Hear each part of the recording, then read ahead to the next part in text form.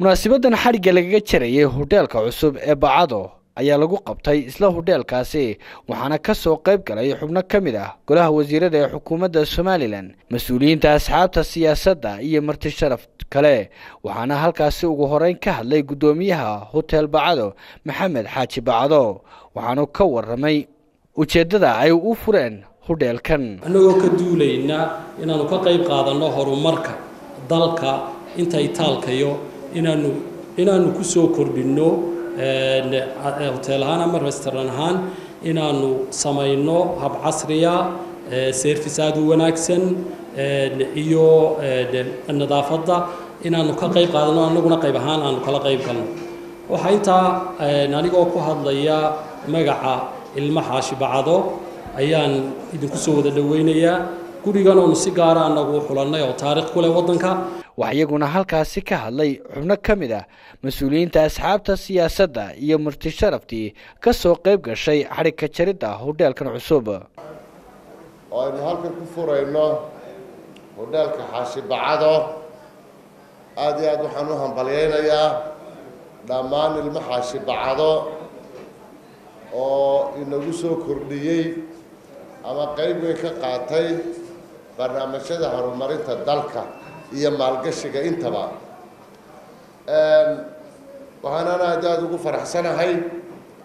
inay magacana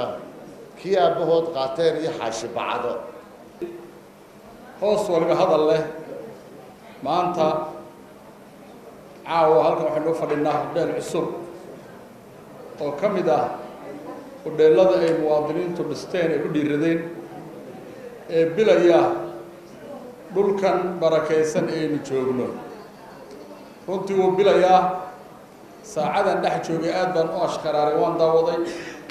xoolo badan iyo xoog iyo tacab ay geliyeen ilaah waxaan uga baryaa inuu u barakeeyo marka dadka inada oo dhami xil weyn baa saaran magaca weyn ee mas'uuliyadda leh inay xilkoodii guteen sharfeen waan ugu hambaleynayaa walaaladey walaalnimo iyo isqadarin iyo isharaf ay isku sharfayaan ama taqaana mas'uuliyadda si uu kala weyn iyadana waan ugu hambaleynayaa isaguna halkaasi ka hadlay gabagabadii wasiirka ganacsiga iyo maalgashiga Somaliland Umar Shucayb waxaanu ka hadlay muhiimadda uu hotelkan u leeyahay Somaliland socotaan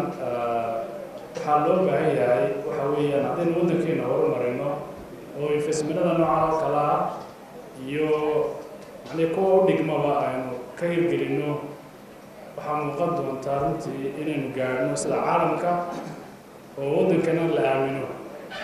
waxaa jirtay maran hoteella ma jirin oo dadku dee ninkii gurigu ku sheegay jiray toddoba farabadan buu waddankana soo maray maantana hoteelladii ugu casrisanaa ee la jaanqaadayay amba standardka caalamiga lahaa ayaynu maraynaa Mukhtaar Ismaaciil cali telefishinka caalamiga ee Universal magaalada Hargeysa.